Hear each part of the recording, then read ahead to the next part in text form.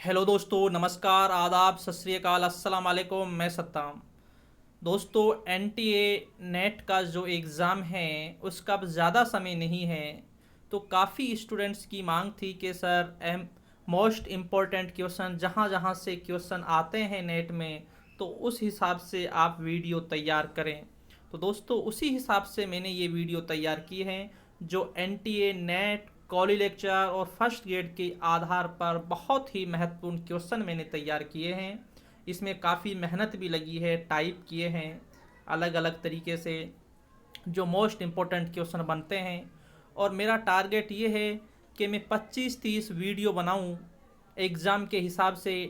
मेरा एक जो टारगेट है वही 300 से 400 क्वेश्चन है, क्योंकि 300 से 400 क्वेश्चन मैं आपके लिए वीडियो बनाऊंगा और उनकी एक्सप्लेन एक अच्छी तरह करूंगा, जिससे आपको कम से कम उसमें से 30 से 40 क्वेश्चन कम से कम मिल सके। मेरा पूरी तरीके से जो एक टारगेट रहेगा वो यही टारगेट रहेगा। जैसा कि आपको ये क्वेश्चन दिख रहे होंगे, आप अब अंदाज़ा लगा सकते हैं कि किस आधार पर ये क्वेश्चन तैयार किए हैं। क्योंकि दोस्तों, मेरा खुद का तजुर्बा है, 2013 से मैं एनटीए नेट का एग्ज़ाम दे रहा हूँ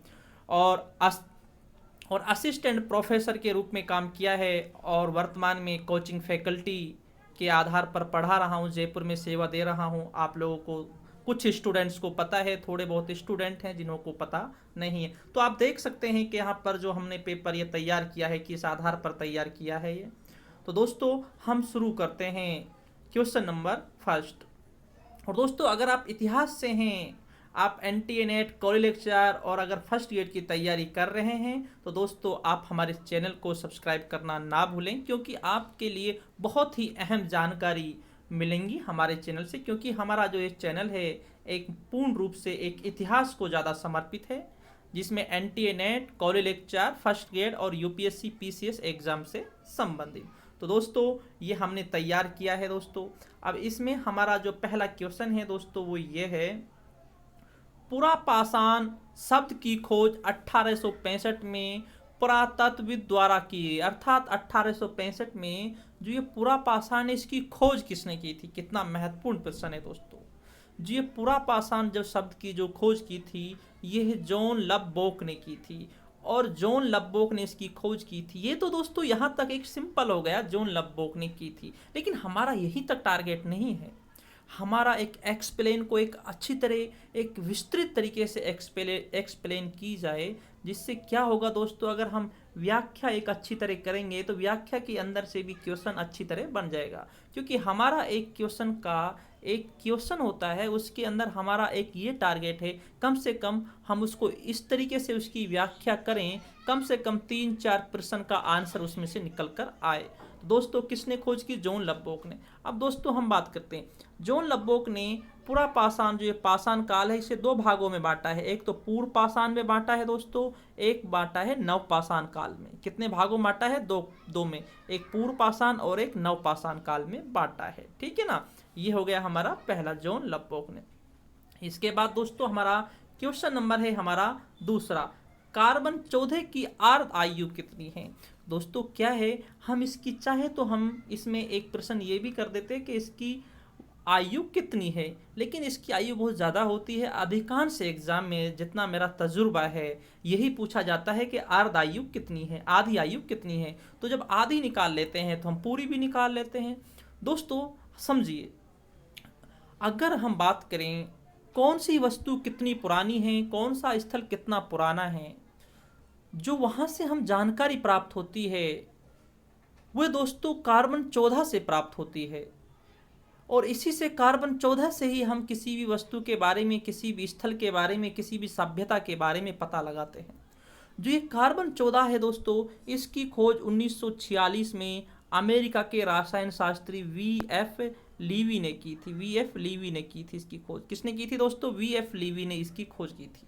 ठीक, 1946 में। अगली बात, इसकी जो अर्ध आयु होती है वो 5568 होती है। अगर पूरी निकालनी हो तो 11,136 हो जाएगी दोस्तों, पूरी ये हो जाएगी। लेकिन अर्ध आयु कितनी होती है? 5568 वर्ष। दोस्तों ये जो कार्बन 14 है, ये बहुत ही महत्वपूर्ण है। ये एक वैज्ञानिक विधि है। कभी कभी ये भी पूछ लिया जाता है समय ज्ञात करने की वैज्ञानिक विधि कौन सी है, कार्बन 14 है। खोज किसने की, 1946 में अमेरिका के रसायन शास्त्री वीएफ लीवी ने की थी। ठीक है ना। आयु कितनी है, अर्ध आयु 5568 है। अगर पूरी निकाले तो 11,136 वर्ष आ जाएगा। ठीक है दोस्तों, बिल्कुल सिंपल है, क्योंकि एक से ही हमारे 4-5 तरीके से अगर उसमें से घुमा कर प्रश्न पूछा जाता है तो हम अच्छी तरह आंसर दे सकते हैं। इसके बाद दोस्तों हमारा अगला प्रश्न है, प्रश्न नंबर हमारा तीसरा है, भीम बेटिका से सबसे ज्यादा चित्र किसके प्राप्त होते हैं। दोस्तों नंबर पहली बात, ये जो भीम बेटिका है ये कहाँ पर स्थित है दोस्तों, ठीक है ना। पहले थोड़ी हम इसके बारे में बात करते हैं कहाँ पर है। दोस्तों जो भीम बेटिका है ये रायसेन जिला, ये एमपी में स्थित है, भोपाल के पास। कहाँ पर स्थित है, एमपी में। ठीक है ना। इसकी खोज किसने की थी, 1958 में इसकी खोज की थी विष्णुधर वाडाकर ने इसकी खोज की थी। ठीक है दोस्तों, यहाँ तक हो गया। अब दोस्तों जो ये भीम बेटिका है, ये दोस्तों जो स्थल है, ये दोस्तों पूर्व पाषाण काल, मध्य पाषाण काल और नव पाषाण काल से भी संबंधित है। यहाँ से गुफाएं प्राप्त होती हैं पहाड़ में। ठीक है। अब क्या होता है, यहाँ पर चित्र भी बने हुए हैं गुफाओं में, जिसमें दोस्तों जो चित्र बने हुए हैं, अब उन चित्रों में किस तरीके के चित्र बने हुए हैं, यह बात एक बहुत ही ज़रूरी बात है। इसमें चित्रों में नीले रंग के पत्थर को, इन्होंने नीले रंग के जो पत्थर है उसको उठाया है, उस तरीके से उसको किया गया है। अब समझना, जो चित्र बने हुए हैं, सबसे ज़्यादा जो चित्र बने हुए हैं जीव जंतु के बने हुए हैं। उन जीव जंतुओं के बने हुए हैं जिन्हें उस समय के आदि मानव खाते थे। क्या करते थे दोस्तों, खाते थे। उन जीव जंतु के चित्र बने हुए हैं यहाँ पर सबसे ज़्यादा। एक बात आप याद रखना, जो दोस्तों पूर्व पाषाण काल, मध्य पाषाण काल, नव पाषाण काल, या हम कहें पाषाण काल का जो आदि मानव था, वो क्या करता था, गुफा में लेटा हुआ रहता था। तो उसके माइंड में जो चीज़ चलती थी, एक पत्थर लेता था और जो उसकी छत होती थी गुफा की, तो उस पर वो चित्रकारी करते थे। अगर हम बात करें दोस्तों, किसी बच्चे को हम बोलते हैं भाई आप कोई चित्र बनाइए अपना मनपसंद, तो वो बच्चा वो ही चित्र बनाएगा जो उसके माइंड में चल रहा होगा। तो दोस्तों इस समय के जो लोग थे पाषाण काल के, उनके माइंड में जो चीज़ चलती थी उसी के चित्र बनाते थे। अब जिस चीज़ को वो खाते थे तो उसका चित्र बनाते थे। तो यहाँ से जीव जंतु के चित्र सबसे ज़्यादा प्राप्त होते हैं। राइट आंसर सी आ जाएगा। ठीक दोस्तों, कंफर्म हो गया। ये पाषाण काल से संबंधित स्थित है, जो रायसेन जिले में स्थित है। विष्णुधर वाकाडकर ने इसकी खोज की थी 1958 ईस्वी में। ठीक।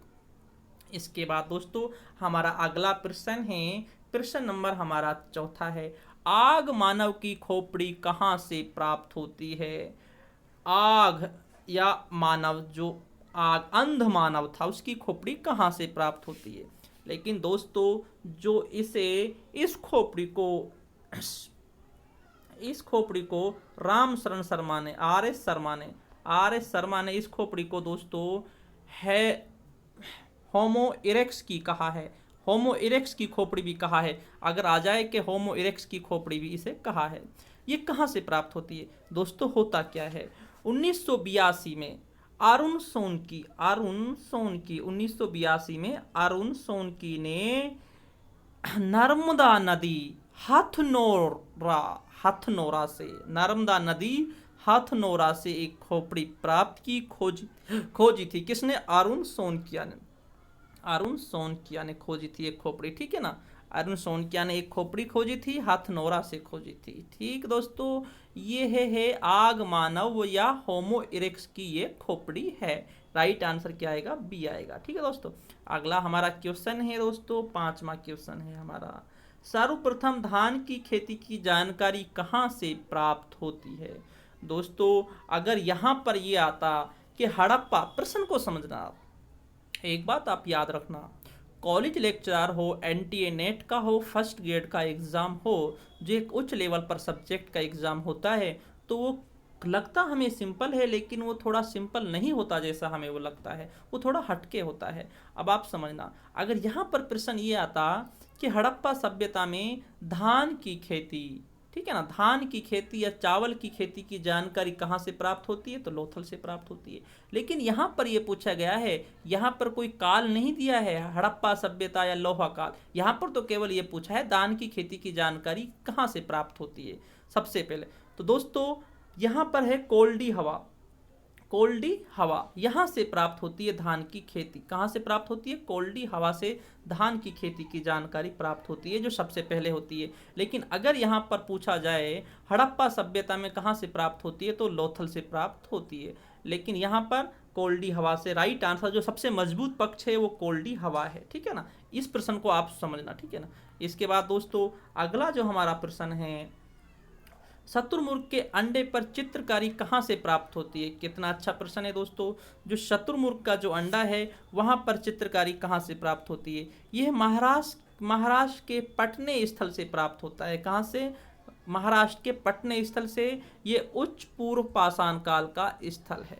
कौन सा? उच्च पूर्व पाषाण काल का स्थल है जो पटने महाराष्ट्र में स्थित है। यहाँ पर शतुरमुर्ग के अंडे पर चित्रकारी की गई थी, जिसकी जानकारी प्राप्त होती है। इसके बाद दोस्तों हमारा अगला प्रश्न है, मध्य पाषाण काल का सबसे बड़ा स्थल कौन सा है? ये बहुत ही अच्छा प्रश्न है, काफी बार ये एग्जाम में पूछा गया है। कहाँ से प्राप्त होता है दोस्तों? ये जो प्राप्त होता है सबसे बड़ा स्थल, ये है बागोर, जो राजस्थान में भीलवाड़ा में स्थित है। बागोर है मध्य पाषाण काल का सबसे बड़ा स्थल है। अब समझना, ये तो हो गया भीलवाड़ा में है, ठीक है ना। अब आप ये भी समझना, अगर यहाँ पर प्रश्न होता कि पशुपालन की जानकारी कहाँ से प्राप्त होती है, तो बागोर और आदमगढ़ मध्य प्रदेश से होती है। दोनों प्रश्न थे।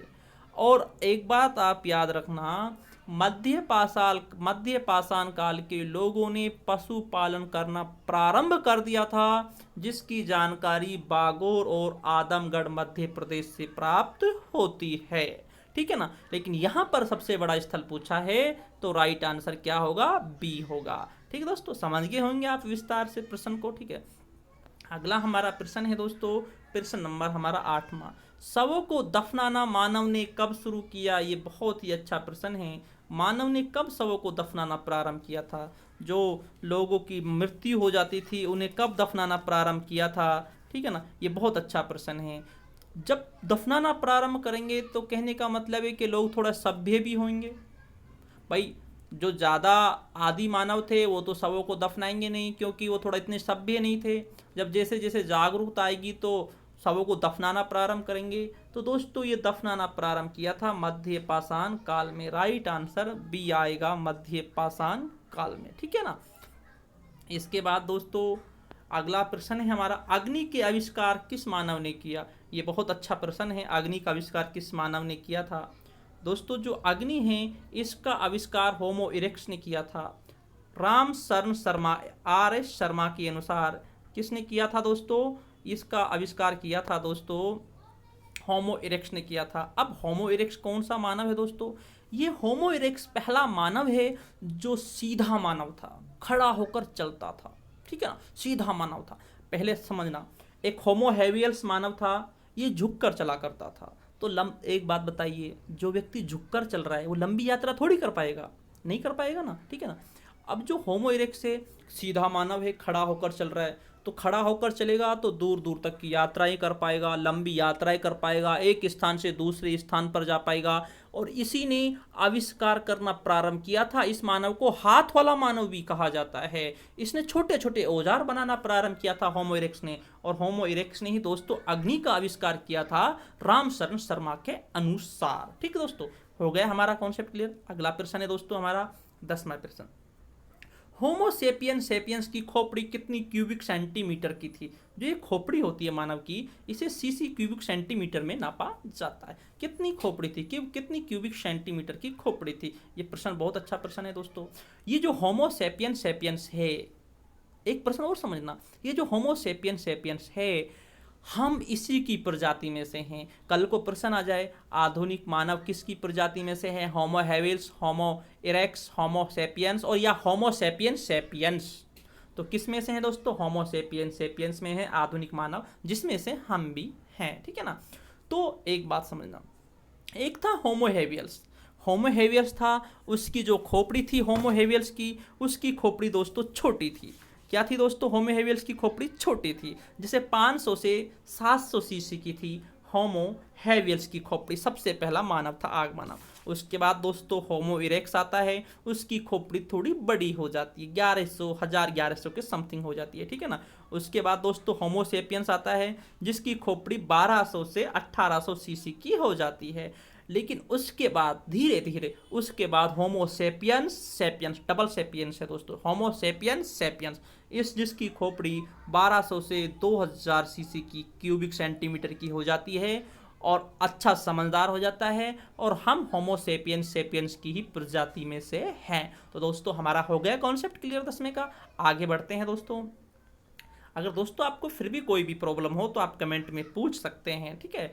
अगला है दोस्तों पिकली हाल, कौन से काल से संबंधित है? दोस्तों समझना, ये पिकली हाल है कर्नाटक में स्थित है। कहाँ पर स्थित है? कर्नाटक में स्थित है, ठीक है। अगली बात, एक बहुत अच्छा प्रश्न जो पूछा जाता है, प्रश्न क्या पूछा जाता है? पशुपालन, पशुओं का गोबर, ठीक है, पशुओं का गोबर इकट्ठा जो किया जाता था, वो पिकली हल में पशु पालन किया जाता था। उस गोबर को एक जगह, जैसे आज भी गांव में एक जगह पशुओं के गोबर को एक जगह इकट्ठा कर दिया जाता है, जिसे कूड़ी भी बोलते हैं, ठीक है ना। तो एक जगह इकट्ठा कर देते थे और बाद में उस इकट्ठे गोबर में आग लगा देते थे। तो हम ये भी कह सकते हैं राख का ढेर कहाँ से प्राप्त हुआ है? तो वो पिकली हाल से प्राप्त होता है, राख का ढेर, ठीक है ना।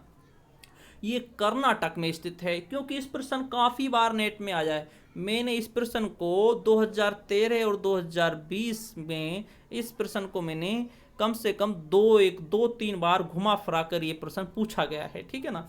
तो दोस्तों ये नवपाषाण काल का स्थल है। कौन सा है? नवपाषाण काल का है। राख के यहाँ से ढेर भी प्राप्त होते हैं और यहाँ से पशुपालन किया जाता था, पशुओं को एक जगह बांधा जाता था, पशुओं का बाड़ा होता था, उनके गोबर को एक जगह इकट्ठा किया जाता था, फिर बाद में उसमें आग लगा दी जाती थी, ठीक है दोस्तों।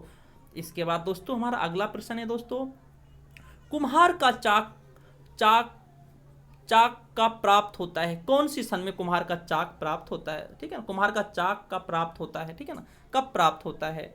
कब प्राप्त होता है? कब प्राप्त करना भूल गए थे दोस्तों, कुम्हार का चाक कब प्राप्त होता है, ठीक है ना।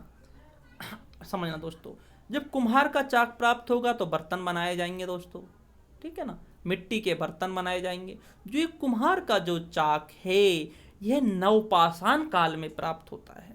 नवपाषाण काल और मध्य पाषाण काल दोनों के बीच में समथिंग प्राप्त होता है।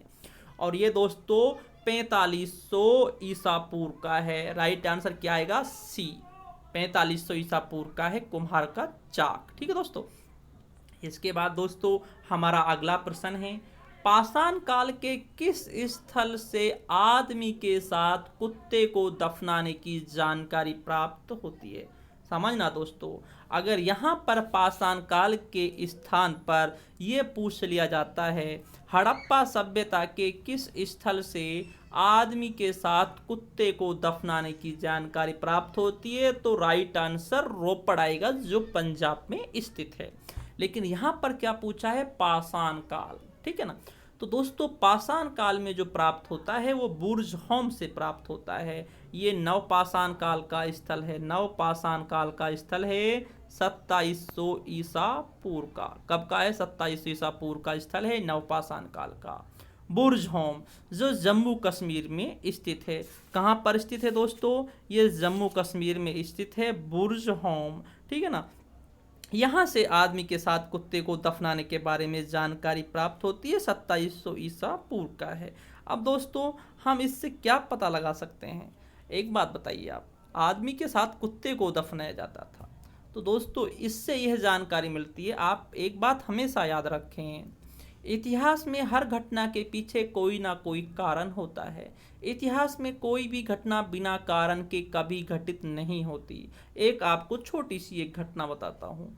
अगर कोई रास्ते से निकल जा रहा है किसी ने छत पर से उसके ऊपर पत्थर मारा और उसके सिर में चोट लग गई, खून निकल गए, उसे हॉस्पिटल ले गए और कुछ समय बाद उसकी मृत्यु हो गई।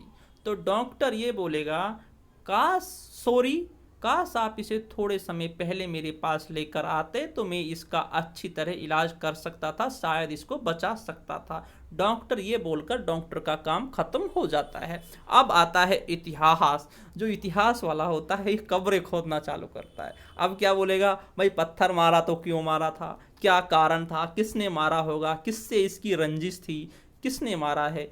तो कोई ना कोई कारण होता है इतिहास में। तो यहाँ पर भी आदमी के साथ कुत्ते को दफनाते थे तो इसके पीछे कारण ये था, जो व्यक्ति की प्रिय चीज होती थी, जिससे इंसान को लगाव होता था, उसे उसके साथ दफना देते थे। उनकी आस्था ये होती थी, अगर ये जीवित हो जाएगा, कभी ये जीवित होगा तो इसकी जो प्रिय वस्तु है वो इसी के पास होगी। तो दोस्तों ये बुर्ज होम जम्मू कश्मीर से प्राप्त होता है, आदमी के साथ कुत्ते दफनाना। ठीक है दोस्तों, आपकी समझ में आ गया होगा। 27 ईसा पूर्व का स्थल है और ये है दोस्तों नवपाषाण काल का। ठीक है, आगे बढ़ते हैं दोस्तों हम।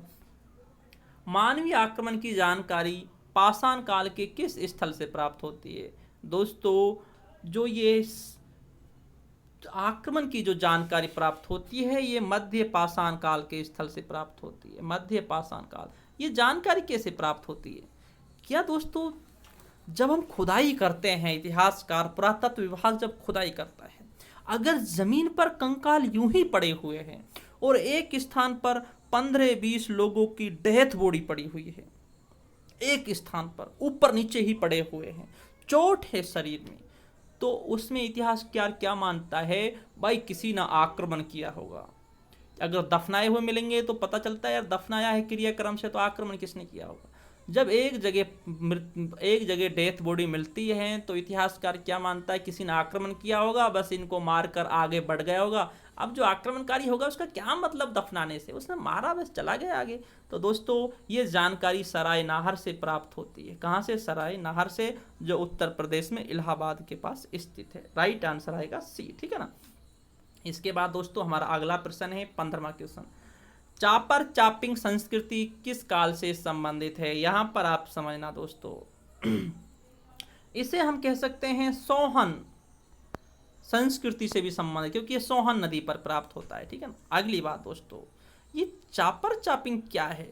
ये दोस्तों एक गोल समझना पहले आप इस चीज को, मैं समझाऊंगा। ये गोल पत्थर है, इसको बोलते हैं पेबुल बोलते हैं। पहले समझना, आंसर आपको बता दिया जाएगा, कोई प्रॉब्लम नहीं है। गोल पत्थर को बोलते हैं पेबुल। ये गोल पत्थर है, इसे पेबुल बोलते हैं। अगर इस गोल पत्थर में एक और धार बनाई जाए तो इसे बोलते हैं चापर। क्या बोलते हैं? चापर। ठीक है ना। अगर इस गोल पत्थर में दो और धार बनाई जाती है तो इसे बोलते हैं चापिंग। क्या बोलते हैं? चापिंग। अर्थात ऐसे पत्थरों का जो प्रयोग किया था वो किस काल में किया था? ठीक है दोस्तों, ये जो किया था यह निम्न पूर्व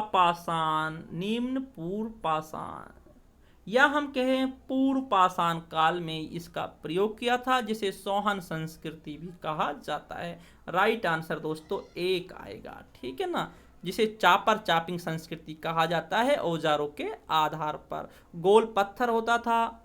अब समझिए औजार कैसे बनाए जाते थे, थोड़ा और समझ लीजिए औजार कैसे बनाए जाते थे। पहाड़ होता था दोस्तों, पहाड़ से ऊपर से पानी आता था, पानी के बहाव से पत्थर गोल हो जाता है। क्या हो जाता है? गोल। उसे बोलते हैं पेबुल। अब वो गोल पत्थर हो जाता है, बड़ा चिकना हो जाता है। आज भी कभी आप, अगर आपका मकान पहाड़ के आसपास हो, आपने पहाड़ देखा हो, तो उसमें कुछ गोल से पत्थर होते हैं, बड़े चिकने होते हैं और वो बड़े मजबूत भी होते हैं। अब वो जो गोल पत्थर होता है उसे पेबुल बोलते हैं। अगर उसमें एक पत्थर से चोट मारी जाती है ऊपर से, तो एक धार बन जाती है तो उसे चापर बोल देते हैं। अगर उसमें दोनों ओर धार बन जाती है तो उसे चापिंग बोलते हैं। जब दोनों ओर धार होती है तो एक ओर धार चापर, दूसरी ओर धार, दोनों ओर धार चापिंग। तो दोनों ओर वाले, एक ओर और दोनों ओर वाले धार वाले पत्थर को, इसलिए संस्कृति को चापर चापिंग संस्कृति कहा जाता है। ये सोहन संस्कृति में भी आता है और ये पूर्व पाषाण काल या निम्न पाषाण काल का स्थल है। ठीक है दोस्तों, ये थे दोस्तों आपके हमने जो तैयार किए थे 15 मोस्ट इंपॉर्टेंट क्वेश्चन, ये पाषाण काल से थे।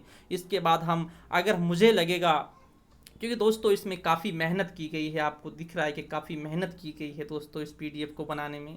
अगर मुझे लगेगा एक एक रुझान बहुत अच्छा है, स्टूडेंटों में बहुत अच्छा इंटरेस्ट है, रुझान है, क्योंकि इस समय का जो ये टाइम चल रहा है कोविड-19 का, इसमें एक बात देखिए कि स्टूडेंटों में रुझान ही नहीं है, ना किसी चीज़ देखने का है ना पढ़ने का है।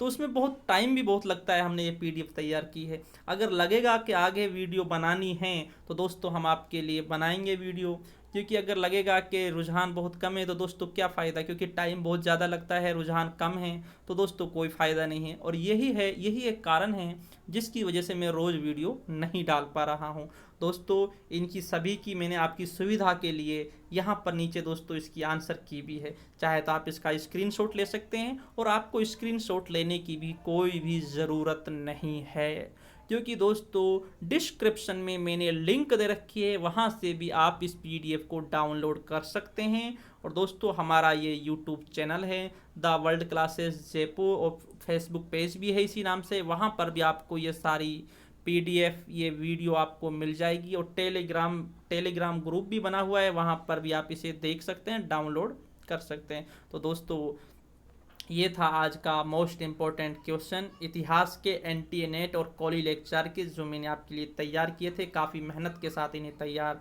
किया गया है। उम्मीद करता हूं कि दोस्तों आपको ये पसंद आए होंगे। और दोस्तों अगर आपने चैनल को सब्सक्राइब नहीं किया है तो चैनल को सब्सक्राइब करना ना भूलें, और साथ में बेल बटन भी दबाएं। ठीक है दोस्तों, शुक्रिया दोस्तों, धन्यवाद।